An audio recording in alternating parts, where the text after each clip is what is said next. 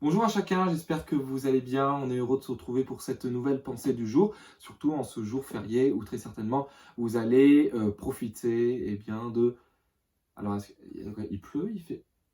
Non, il va faire beau, je vous rassure, on est à Marseille au mois de novembre, il fait tout le temps beau, on n'est pas en Bretagne, hein, on se prend de la pluie et on peut voir des arcs-en-ciel. Mais bon, voir des arcs-en-ciel, c'est quelque chose de bien parce que ça nous rappelle un épisode biblique que l'on retrouve donc dans le livre de la Genèse, des chapitres 6 à 9, avec donc le récit du déluge et notamment la vie de Noé.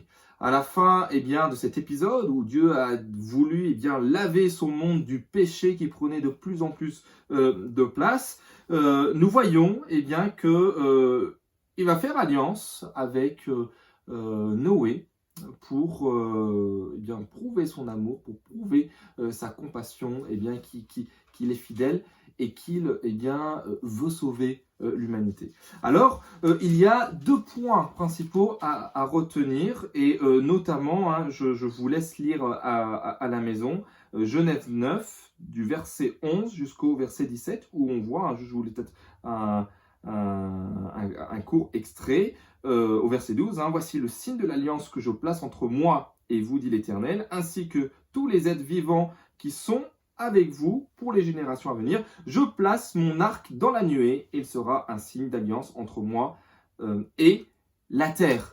Ici, il y a tout d'abord deux choses à retenir.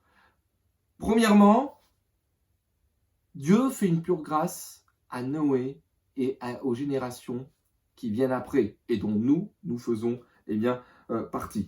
Si Noé est décrit en Genèse 6 comme un homme intègre, juste, qui marche avec le Seigneur, il n'est pas meilleur que les autres. Ça, je dirais, sa seule bouée de sauvetage, et pour nous chrétiens c'est exactement la même, c'est qu'on a reconnu en Dieu notre Sauveur. Nous avons reconnu, si je voulais reprendre le vocabulaire des béatitudes, notre pauvreté spirituelle, nous avons pleuré sur elle et nous avons bien saisi notre bouée de sauvetage, de salut, la personne de Dieu, donc manifestée en Jésus-Christ, notre Seigneur. Et ici, donc, Noé bénéficie d'une pure grâce de la part de Dieu. Ce n'est pas à cause de ses dispositions que Dieu lui fait grâce, mais finalement, d'une manière unilatérale, souverainement, il décide de le sauver et de renouveler son alliance. Et c'est pour cela que dans ce passage de Genèse 9, il y a une répétition de l'alliance qui avait été faite à Adam et Ève. Multipliez-vous, soyez féconds sur la terre, peuplez-la, multipliez-vous, une nouvelle fois, donc au Genèse 9, verset 7, notamment. La deuxième chose que l'on peut souligner également, et dont on doit se remémorer quand on voit un arc-en-ciel, notamment la pure grâce de Dieu, unilatérale, il nous aime, il est plein de compassion, de bienveillance à notre égard, il veut accueillir notre repentance, mais également le fait que Dieu n'est pas indifférent à nos attitudes et à l'attitude donc de Noé.